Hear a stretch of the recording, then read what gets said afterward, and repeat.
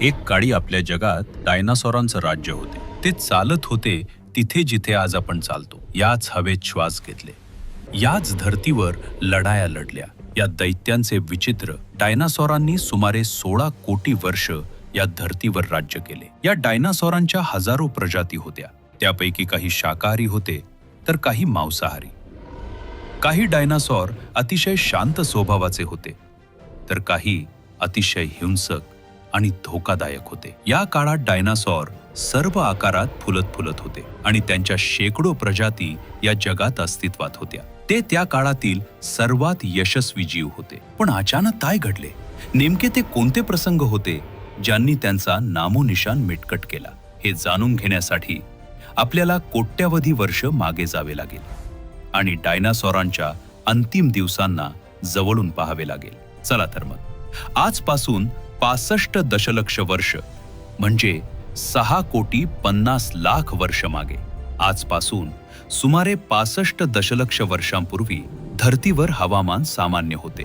जग उबदार आणि सुखद होते आणि बहुतांश भूभाग हिरव्यागार जंगलांनी, झाडांनी, फुलांनी, फळांनी आणि खरबुऱ्यांनी व्यापलेला होता. चारही बाजूंनी सूर्यप्रकाश विखुरलेला होता. लांबलचक झाडांवर समुद्राच्या थंड हवांचा स्पर्श आणि चारही बाजूंनी डायनासॉरांच्या ओरडा आणि गर्जनांची आवाजे. या डायनासॉरांशिवाय इथे आणखी एक प्रजाती होती जी दिसायला अतिशय छोटी होती आणि ती आजच्या उंदरासारखी दिसत होती. हीच पुढे सस्तन्यांच्या हजारो प्रजात्यांमध्ये विकसित झाली. जेव्हा हे सर्व डायनासॉर प्रजाती धर्तीवर आरामात आपले जीवन व्यतीत करत होत्या तेव्हा 10 कोटी वर्ष आधीच त्यांची किस्मत लिहिलेली होती. 10 कोटी वर्ष आधी अवकाशातून येत असलेल्या एका छोट्या एस्टेरॉइडच्या तुकड्यानं मंगळ आणि बृहस्पतीच्या मधल्या क्षुद्रग्रह पट्ट्यात फिरणाऱ्या एका मोठ्या एस्टेरॉइडची धडक मारली. या धडकेमुळे त्या मोठ्या एस्टेरॉइडची दिशा बदलली आणि तो क्षुद्रग्रह पट्ट्यातून बाहेर पडून सरळ पृथ्वीकडे 22,000 मैल प्रति तास वेगानं धावू लागला. आता आपण एका अनाम क्षुद्रग्रहाकडे पाहत आहोत जो पृथ्वीवरच्या हजारो किंवा कोट्यावधी प्रजातींचा वध करणारा आहे. त्याचा आकार माउंट एव्हरेस्ट पेक्षा खूप मोठा आहे आणि तो समुद्र सपाटीपासून वातावरणापर्यंत उंच आणि विशाल आहे. जेव्हा हा एस्टेरॉइड पृथ्वीपासून 3,84,000 किलोमीटर अंतरावर होता तेव्हा धर्तीवर डायनासॉरांचा अंत होत नसता. जर हा एस्टेरॉइड पृथ्वीच्या उपग्रह चंद्राशी धडकला असता तर. पण नियतीला काहीतरी वेगळे मान्य होते म्हणून हा मोठा एस्टेरॉइड चंद्राच्या खूप जवळून गुदरला. 40 किलोमीटर व्यासाचा 2 ट्रिलियन मेट्रिक टन वजनारा हा एस्टेरॉइड प्रत्येक सेकंदाला पृथ्वीकडे जवळ येत होता. जेव्हा हा एस्टेरॉइड पृथ्वीच्या वातावरणात शिरला तेव्हा त्याचा वेग अचानक 70,000 किलोमीटर प्रति तास झाला. वातावरणात शिरताच घर्षणामुळे तो भयानक आगीच्या गोळ्यात बदलला. अवकाश आणि जमिनीमधील या पातळ थरातून त्याला पार करण्यास फक्त काही सेकंद लागले. हा एस्टेरॉइड युकाटन प्रायद्वीपाच्या किनाऱ्याकडे वेगानं धावत होता आणि ध्वनीच्या 60 पट वेगानं वातावरणात शिरला. तो इतक्या वेगानं पृथ्वीकडे येत होता की फक्त 4 मिनिटात त्यानं अटलांटिक महासागर पार केला. धरतीच्या पृष्ठभागापासून 500 मैलवरून त्याची चमक इतकी प्रचंड होती की विशाल अलामोसॉरसचे शरीर पारदर्शक दिसू लागले. त्याची चमक इतकी जास्त होती की धर्तीवर धडकण्यापूर्वीच हजारो जीव या ज्वलंत गोळेमुळे पूर्णपणे अंध झाले होते. हे जीव त्या उल्कापासून डोळे उघडू शकत नव्हते पण त्याची भयानक उष्णता मात्र अनुभवत होते. काही क्षणात हा एस्टेरॉइड मेक्सिकोच्या खाडीच्या उथळ समुद्रात आणि खालच्या तळाशी धडकला आणि 35,000 डिग्री सेल्सिअसची ऊर्जा असलेला भयंकर स्फोट झाला. या धडकेमुळे आकाश अचानक उजळून निघाले. या धडकेसारखा स्फोट 10 हायड्रोजन बॉम्बच्या स्फोटा एवढा होता. यामुळे समुद्रतळ हजारो डिग्री सेल्सिअसवर वितरून उकळता प्लाझ्मा बनला.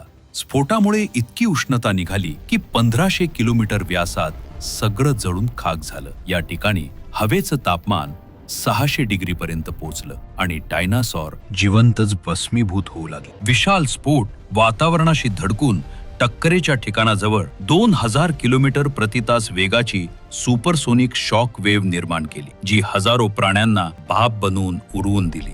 या सुपरसोनिक शॉक वेव्हमुळे इमारतीच्या आकाराच्या खडक हवेत उडाले. या वेव्हमुळे प्रत्येक माती, वनस्पती किंवा प्राण्याचे तुकडे पडले आणि ते हजारो किलोमीटर दूर फेकले गेले. जेव्हा इमारतीच्या आकाराचे खडक परत खाली पडले तर विशाल अलामोसॉरस सारखे डायनासॉर दाबून संपवले गेले. हा स्फोट इतका शक्तिशाली होता की धडकेनंतर धरतीच्या लाखो टन धातू अवकाशात विखुरल्या गेल्या. टक्करेच्या ठिकाणी 180 किलोमीटर रुंद आणि 25 किलोमीटर खोल खड्डा तयार झाला. स्फोटामुळे या खड्ड्यातील सर्व धातू आणि खडक आकाशात धूळभरात बदलले. 16 मिनिटे 40 सेकंदानंतर जमिनीच्या धडकेमुळे धरतीच्या आत 11.1 तीव्रतेच्या भूकंपीय तरंगा उसळल्या. 11 तीव्रतेचा भूकंप हा अब्दाल वर्षात कोणत्याही प्राण्याने अनुभवलेला सर्वात शक्तिशाली भूकंप होता. यामुळे समुद्रात विशाल लाटा निर्माण झाल्या, जो 1 किलोमीटर उंचीच्या सुनामीत बदलल्या आणि एका मागोमाग सुनामीच्या लाटा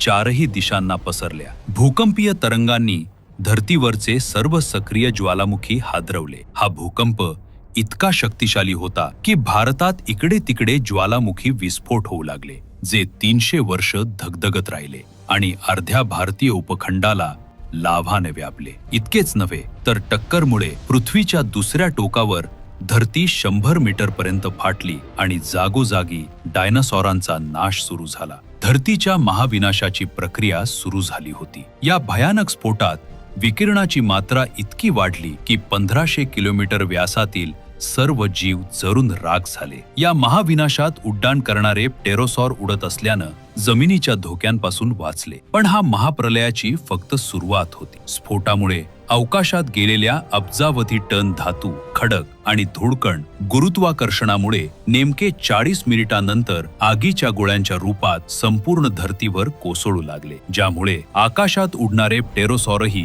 आगीच्या गोळ्यांपासून सुटू शकले नाहीत. आकाशातील वितळलेल्या खडकांच्या गोळ्या आणि खाली भूकंपाची विध्वंस बचावाचा काहीच मार्ग नव्हता. मलब्याची वर्षा आणि उष्णतेनं जगभरातील जंगले जळून खाक केली. ही आग महिनोमहिने धगधगत राहिली आणि पृथ्वीला स्वतःच उष्ण नरकात बदलले. त्याचबरोबर धूळचा प्रलयकारी वादळ 6000 किलोमीटर प्रतितास वेगानं पृथ्वीच्या दुसऱ्या टोकाकडे मृत्यू घेऊन येत होते. हे प्रलयकारी वादळ इजेक्शन क्लाउड पासून बनलेले होते, ज्याचे तापमान 1500 डिग्री सेल्सिअस होते. या गरम आणि धोकादायक वायू भरलेल्या वादळाच्या पकडीत येणारे हजारो जीव आणि झाडे भस्मीभूत होत होते. हे ढग किलोमीटरमत्री जाड होते, ज्यामुळे धरतीवर सूर्यप्रकाश पोहोचणं अशक्य झाले. गरम हवांचे तापमान 200 डिग्री सेल्सिअस पेक्षा जास्त झाल्यानं धरतीवरची झाडझाडाळ जळून खाक झाली. स्फोटाच्या 90 मिनिटांनंतर धरतीचे तापमान 300 डिग्री सेल्सिअस पर्यंत वाढले. यामुळे स्फोटाच्या ठिकाणापासून कोसो दूर असलेले डायनासॉरही या उष्णतेसाठी वाचलं नाही. टक्करेचा दिवस संपेपर्यंत हजारो डायनासॉर मृत झाले होते. काही तासात वाफेचा विशाल गोळा वरच्या वातावरणात पोहोचला आणि संपूर्ण पृथ्वीवर पसरला. जळत्या ग्रहातून राख आणि टक्करमुळे निर्माण झालेल्या एरोसॉलमुळे संपूर्ण ग्रह गहन अंधारात बुडाला. धरतीच्या पृष्ठभागावर रोशनी देणारी फक्त धगधगती आगच शिल्लक राहिली.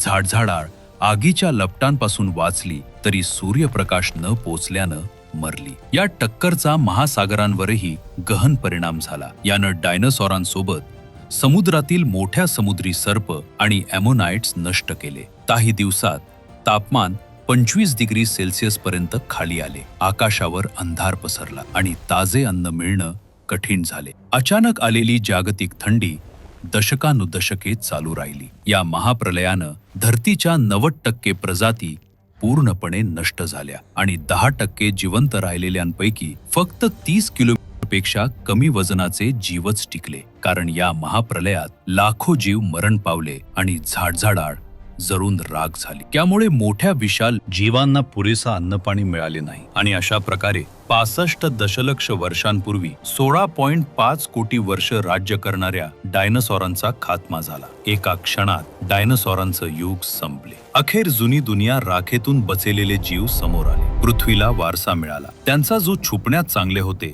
जेव्हा पूर, आग आणि वादळ आले तेव्हा जमिनीखाली आश्रय मिळाला. हे मातीच्या खाली लपले आणि पुढे अनेक प्रजात्यांमध्ये विभागले गेले. पक्षी जे डायनासॉरांचं थेट वंशज झाले आणि सस्तन्य जे शेवटी ग्रहावरील प्रमुख प्राणी झाले.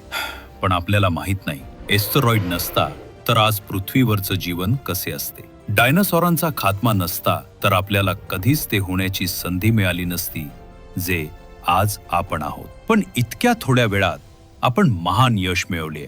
जर आपण सावध राहिलो नाही तर आपलाही अस्तित्व एका क्षणात संपू शकतो, जसा डायनासॉरांचं युग संपले. जर तुम्हाला हे व्हिडिओ आवडले असेल तर हे व्हिडिओ तुमच्या मित्र आणि कुटुंबियांसोबत शेअर करा. जर तुम्ही या चॅनलवर नवीन असाल तर अशा रोचक व्हिडिओसाठी आमचे चॅनल मराठी संवादला सबस्क्राईब करायला विसरू नका.